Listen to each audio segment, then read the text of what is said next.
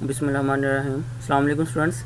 अच्छा, मैंने आपको बताया था कि मैथमेटिका वाला काम तो मैंने क्लोज़ कर दिया है, मतलब कि उसमें से जो चीज़ें मैंने करवानी थी आपको करवा चुका हूँ। तो 48 तक हमने लेक्चर करने, 48 तक लेक्चर करने के बाद मैं आपको फ्री कर दूँगा।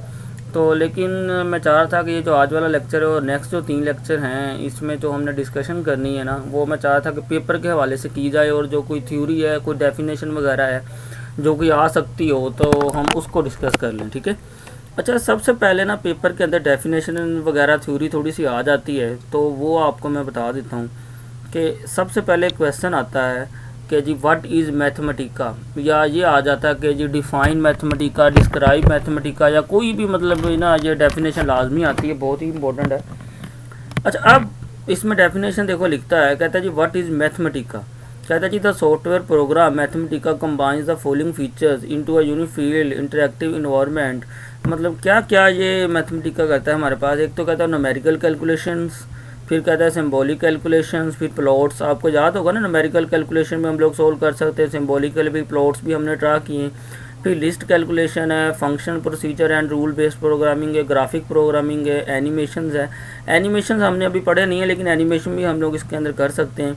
स्ट्रक्चर डॉक्यूमेंट्स हैं। ठीक है। तो it is there for an ideal deal for people who use any kind of mathematics in their work.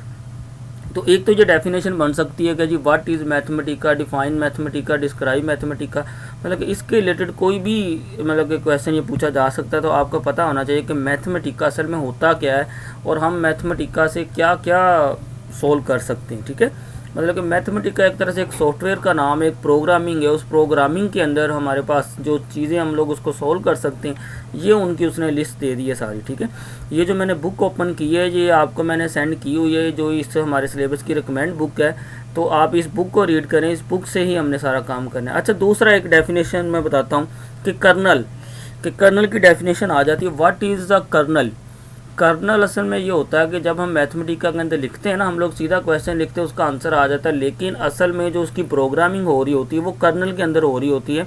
Colonel इस सॉफ्टवेयर के अंदर ही पड़ा होता है, मैथमेटिका के अंदर ही होता है कर्नल। ठीक है।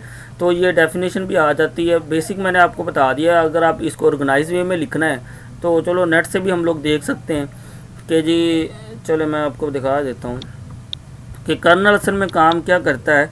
कि कर्नल ये काम करता है कि जी जो प्रोग्रामिंग हो रही होती है ना, असल में मैथमेटिका के अंदर जो भी लिखते हैं वो प्रोग्रामिंग हो रही होती है असल में कर्नल के अंदर। ठीक है।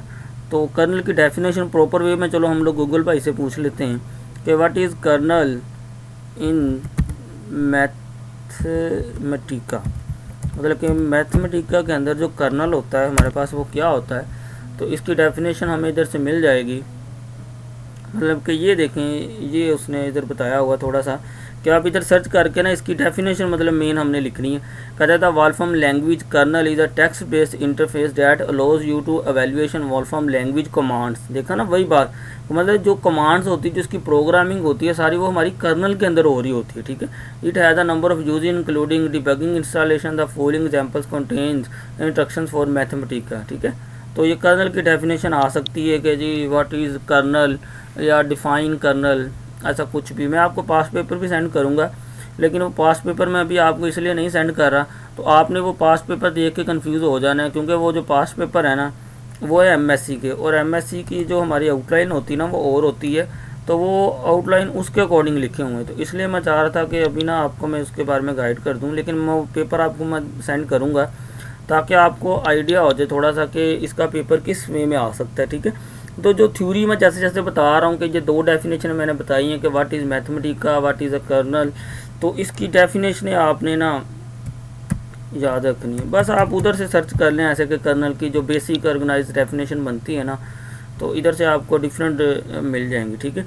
अच्छा, फिर दूसरी बात एक और इधर हम लोग चलते हैं। एक क्वेश्चन और जो पेपर्स के अंदर पूछा जाता है वो इस बुक को ही मैं फॉलो कर रहा हूँ।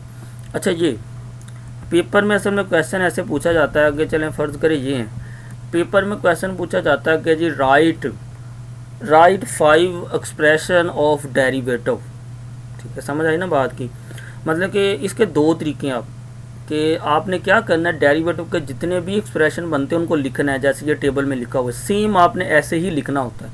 मतलब कि ये 3 नंबर का क्वेश्चन आ सकता है, या 5 नंबर का क्वेश्चन आ सकता है अगर ऊपर इसकी स्टेटमेंट ऐसे हो कि right the 5 expression of derivative, मतलब आपने फिर उसके जो एक्सप्रेशन है ये जितने भी बनते हैं ये आपने 5 के 5 लिख देने, उनका मीनिंग भी ऐसे ये वाला लिखना है साथ ही। ये बहुत ही इंपॉर्टेंट क्वेश्चन है और ये पेपर में आता रहा है। और दूसरा, अगर आप चाहते हो कि ये बुक से आपने नहीं करना याद, तो आपको पता है कि एक आसान सा काम भी है, हम लोग जैसे इधर से करते हैं कि डेरिवेटिव के लिए चलें फ़र्ज़ करें कि जब हम लोग इसको ओपन करते हैं मैथमेटिका को, तो आपको पता है कि वो खुद ब खुद भी आ जाता है, मतलब कीज़ हमारे पास आ जाती है कि अगर कोई चाहता है बुक से नहीं याद करना तो ये एक्सप्रेशन आपने आम तौर पे ना सब के याद करने, लेकिन ज़्यादा कोशिश करनी है कि लिमिट के, डेरिवेटिव के, इंटीग्रेशन के, लैप्लास वगैरह के जो इंपॉर्टेंट टॉपिक्स हैं उनके आपने ना ये लाजमी याद करने एक्सप्रेशन, क्योंकि ये पेपर में क्वेश्चन पूछा जाता है कि right 5 expression of derivative, 5 expression of integration.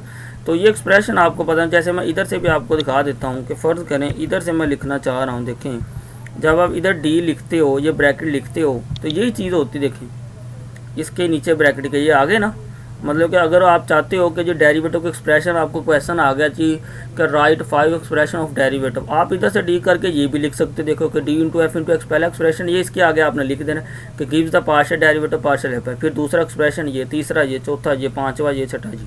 ठीक हो गया जी। मतलब कि आप डेरिवेटिव इंटीग्रेशन के इधर से भी निकाल के लिख सकते हो, या फिर आप दूसरा काम, ये मैंने बुक का बताया था कि आप इस बुक के ऊपर ये ऐसे लिखे हुए, आप बुक वाले भी कर लो, लेकिन मेरे ख्याल में ये बेस्ट है मैथमेटिका वाले, लेकिन आप जोन से मर्जी लिख दो, दोनों ठीक हैं। मतलब कि जो इधर से आते हैं हमारे पास वो भी ठीक है, ये जो मैंने बुक आपकी रिकमेंड की है ये भी।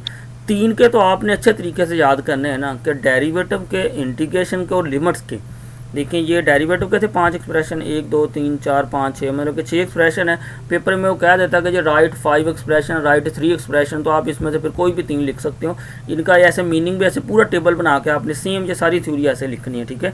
और ये बहुत ही इंपॉर्टेंट क्वेश्चन। इसी तरीके से फिर इंटीग्रेशन का आ जाए कि जी वो क्वेश्चन आ सकता है कि राइट 5 एक्सप्रेशन ऑफ इंटीग्रेशन, तो फिर आपने ऐसे पहले ये एक्सप्रेशन लिखने, फिर मीनिंग लिख के इधर मीनिंग लिखना है, ठीक है। ये सारे देखें कितने बनते हैं, ये 1 2 3 4 5 6 एक्सप्रेशन बनते हैं। तो पेपर में वो कोई भी पूछ सकता है कि जी 3 एक्सप्रेशन लिखे, 4 लिखे, तो आप इसमें से कोई भी लिख सकते हैं। आपने इन सबको याद रखना है। इनका याद रखने का मैं तरीका बताया कि आप या तो इधर से, ये जो बुक ही है मैंने ओपन की हुई है, ये बुक ऑलमोस्ट हर एक के पास होगी, ये बुक ही मैंने ओपन की हुई है, तो आप इधर बुक से देख के, ये पेज इसका 78 है, तो आप 78 लिख के एंटर करोगे तो यही ओपन हो जाएगा। तो आप बुक से भी इसको ये सारा एक्सप्रेशन देख के लिख सकते हो। दूसरा मैं आपको बता रहा हूँ कि आप मैथमेटिक को ओपन करके जब इधर आप इंटीग्रेट लिखोगे तो इंटीग्रेट, ये आ गया इंटीग्रेट, इस ब्रैकेट पे क्लिक करोगे, देखो इधर से भी एक्सप्रेशन मिल जाएंगे कि जी पहला, दूसरा, तीसरा, चौथा। पहला आप एक्सप्रेशन में लिख देना, नीचे जो इसके लाइन लिखी हुई है इसको आप मीनिंग में लिख देना, ठीक है जी। तो इसके आपने अच्छे से डेरिवेटिव और इंटीग्रेशन और लिमिट्स के, ये तीनों आपने अच्छे से याद करने। डेरिवेटिव इंटीग्रेशन के तो लाजमी पूछे जाते हैं कि right expression of derivative, right expression, तो ये आपने टेबल जैसे ये बने हुए सेम आपने पेपर के अंदर ऐसे ही लिखना है, ठीक है जी। ये वाला हो गया, ऊपर वाला हो गया, तो ये आपने ना इनको ऐसे याद रखना है। याद रखने की ज़रूरत ही नहीं है, क्योंकि जब आप पेपर में आपने बैठना है, हर एक के पास लैपटॉप तो होना ही है, तो आप लैपटॉप से ओपन करके ऐसे देख के लिख सकते हो। समझ आई ना बात की, क्योंकि लैपटॉप के बगैर किसी को भी एग्जामिनेशन के अंदर बैठने की परमिशन नहीं होगी। ये रूल है इस पेपर का कि जिसके पास लैपटॉप नहीं होगा वो एग्जामिनेशन में नहीं बैठेगा। क्यों? क्योंकि सारा पेपर इस पे सॉल्व होना है, लैपटॉप ही नहीं है, इसका मतलब फेल है बंदा। तो लैपटॉप एग्जामिनेशन में सबके पास होगा, तो आप लैपटॉप से उधर से निकाल के आप ये चीज़ें लिख सकते हो। तो मैं तो सिर्फ क्वेश्चन बता रहा हूँ कि ये क्वेश्चन कैसे बनते हैं, ठीक है। तो नेक्स्ट और भी थ्योरी आएगी, हम उसको भी डिस्कस करते जाएंगे। आप जितना भी पेपर के हवाले से हमारी नेक्स्ट जितनी भी डिस्कशन होनी है उनको ही हम लोग डिस्कस करेंगे, ठीक है। तो नेक्स्ट इंशाल्लाह हम लोग मज़ीद इसको डिस्कस करेंगे। तो इतना आपने इसको देखना है, अपने माइंड में रखना है, ठीक है। ओके जी, अल्लाह हाफिज़।